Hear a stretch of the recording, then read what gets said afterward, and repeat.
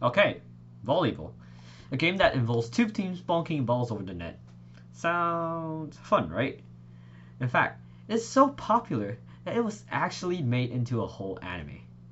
But that's not what we're talking about today. Let's talk about the significance of volleyball during the 1920s to 1940s.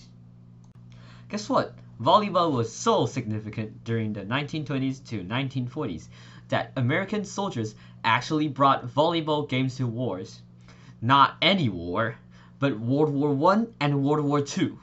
And after that, volleyball spread from American soldiers to European soldiers, then from European soldiers to French soldiers, then from French soldiers, it spread to the whole world. All across Asia and Europe, volleyball soon became one of the most popular sports in the nation.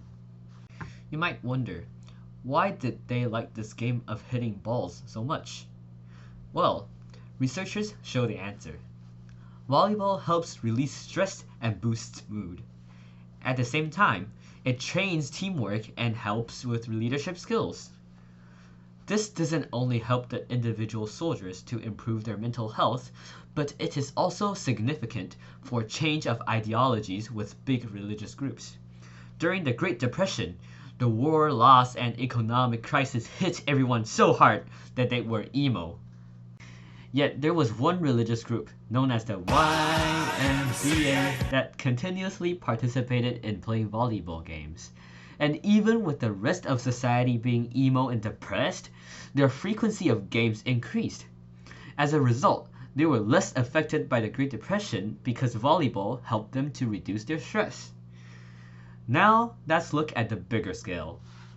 In the 1930s, Cuba collaborated with the United States to establish a whole volleyball rule system. Well, during that time, Cuba and the United States weren't exactly friendly.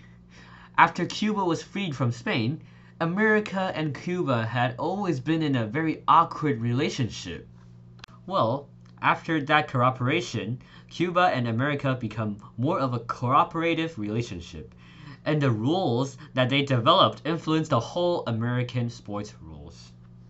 Alright, done with the boring stuff. Let's move on to the more interesting part. I'm going to introduce you to the basics of volleyball so we can play it outside later. So, this game is basically a repeat of this cycle. Serving. 顶级专业摄影师。 Receiving.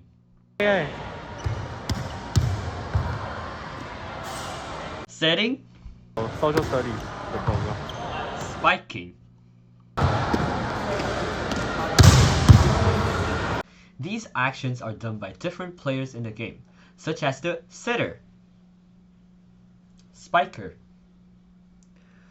libero, opposite, mid-blocker. And this rotation continues until one side fails to receive the ball across the net.